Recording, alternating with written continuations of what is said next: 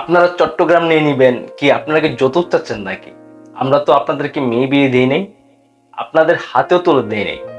মেয়ে পালিয়ে গিয়েছে, সেখানে যৌতুক কিসের?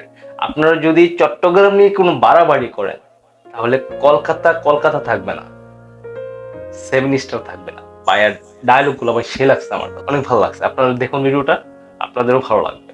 আপনারা বলতেছেন চট্টগ্রাম আপনাদের চাই, কেন যৌতুক চাচ্ছেন নাকি?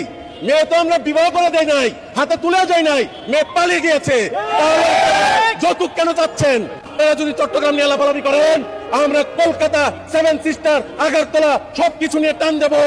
দর্শক, আমরা কোনো সংঘাত চাই না। আমরা বাংলাদেশ ছোট দেশ, তবে আমাদের দেশকে নিয়ে কেউ নাক গলাবে তা আমরা চাই না।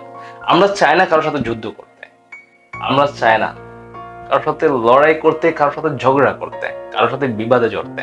কিন্তু আমাদের বাংলাদেশকে নিয়ে যদি কেউ নাক গলায়, তাহলে আমরা কাউকে ছাড়বো না।